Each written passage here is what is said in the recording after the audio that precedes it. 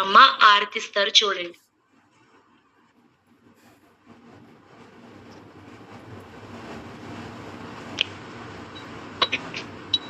మంగళం జయ మంగళం నిత్యమంగళం శుభమంగళం శ్రీపాదవల్లభునికి మంగళం దత్తాత్రేయునికి మంగళం. హర హర పార్వతీపతే నమో నమః. గోవింద గోవింద.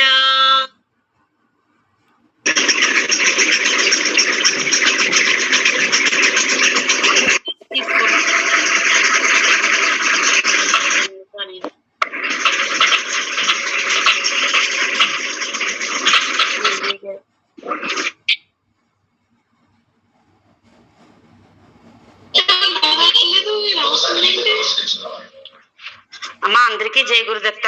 జై గురుదత్త. మనం ఈ రోజున ఒక విషయం షేర్ చేసుకోవాలండి నేను మీ అందరితోటిని.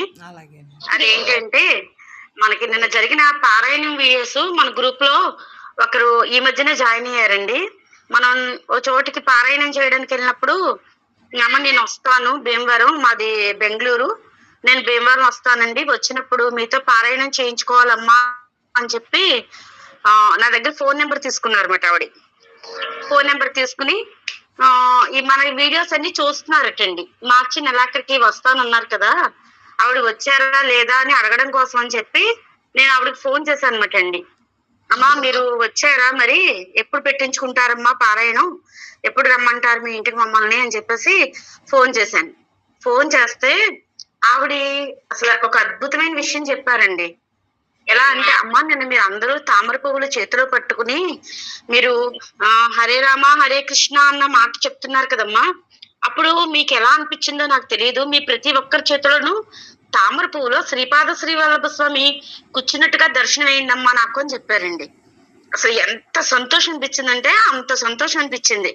నిజంగా అంత అదృష్టవంతులమా మనం అని నాకు నేను చెప్పలేనమాట మాటల్లో, మీకు అంత సంతోషం అనిపించింది. కాసేపటికి పాలకొల్లు అన్నపూర్ణ గారు మన గ్రూప్ లో చాలా మందికి తెలుసు, ఆమె కూడా అదే మాట నాకు మెసేజ్ పెట్టారు, మీ అందరి చేతుల్లోనూ నాకు శ్రీపాద శ్రీవల్లభ స్వామి దర్శనం అయిందండి అని.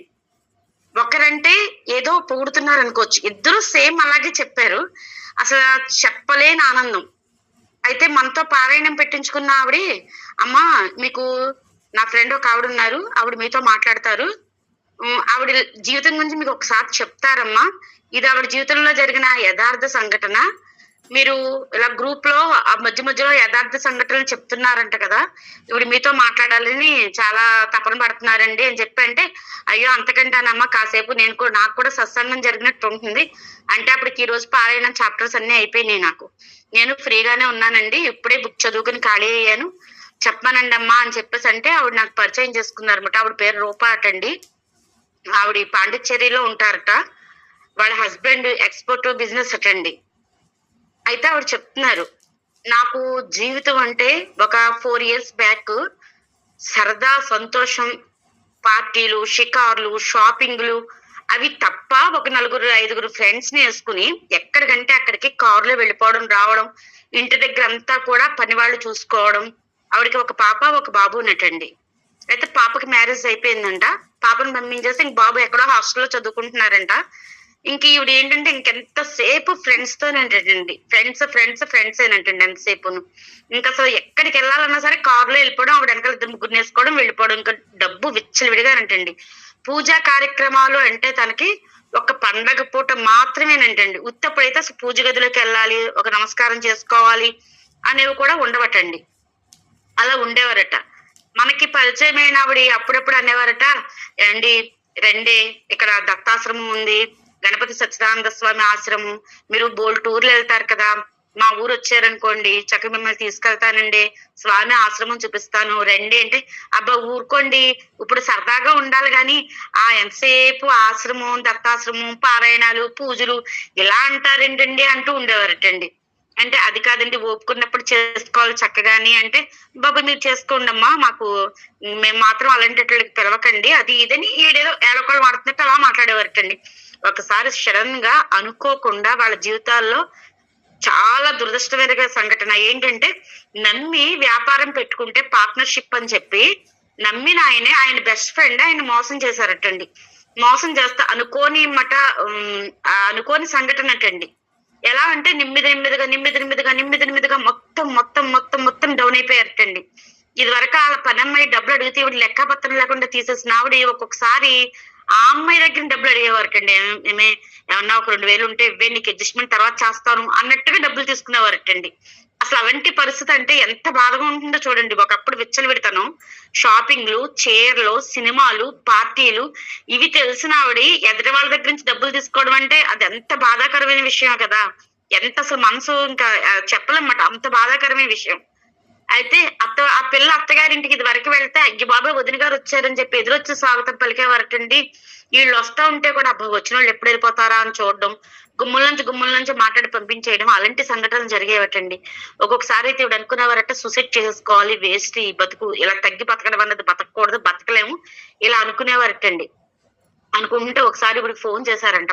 మాటల్లో ఇలా అసలేం బాలేదండి పరిస్థితి, ఇలాగండి అంటే, అమ్మ ఇప్పటికైనా సరే కర్మలను తొలగిస్తాడండి, మనకున్న ఇతి బాధలను తొలగిస్తాడండి స్వామి, నా మాట వినండి, ఇప్పటికైనా సరే మీరు గురుచరిత్ర పారాయణం నా కోసం ఒక్కసారి చేయండి అని అడిగారటండి ఆవిడ. సరే ఈవిడ ఇంతగానం చెప్తుంది కదా, చెయ్యండి అని చెప్పి చేద్దామని చెప్పానంటండి. గురుచరిత్ర అది వారం రోజులు పారాయణం చేస్తాను నేను అని చెప్పేసానంటండి. దత్తాత్రేయుడు ఫోటో తెచ్చుకున్నారంట, ఇంట్లో పెట్టుకుని వారం రోజులు పారాయణం అని ఫస్ట్ రోజే మొదటి అధ్యాయానికే ఇంకా ఆవిడకి తెలియలేని దుఃఖం అంటండి. అసలు మొదటి అధ్యాయం 52వ పేజీలో ఉంటుంది కదా, ఆ అధ్యాయం చదువుతూ ఉంటుంటే ఇంక అసలు ఆవిడకి కళ్ళు ఇంక అసలు చెప్పలేరటండి. అంత దుఃఖం అంటండి.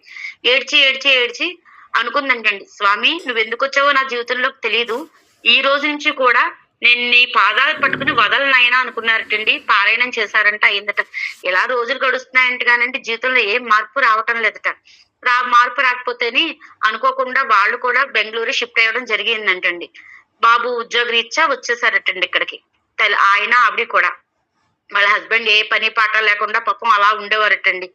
ఎందుకు అక్కడ అనవసరంగా మానసికంగా నలిగిపోతున్నారైనా అని చెప్పేసి బెంగళూరు తీసుకొచ్చేసారటండి. బెంగళూరు తీసుకొచ్చేసి వీళ్ళ పక్కనే మాట కొంచెం దూరంలో ఉండేవారటండి. ఆవిడ బలవంతంగా ఈవిడ్ని గణపతి సత్యనారాయణ ఆశ్రమానికి తీసుకెళ్లారటండి. ఆయన చెప్పే మాటలు,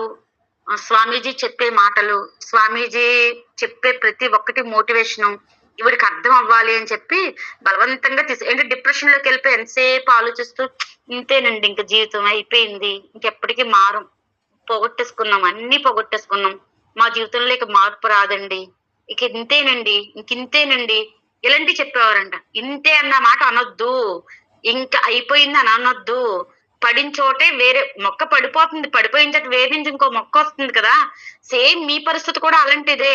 మొత్తానికి అయితే మొక్క చచ్చిపోలేదు కదండి, మన ఒంట్లో ప్రాణం ఉన్నంత సేపు కూడా మనం ఏదనుకున్నా సాధించగలం.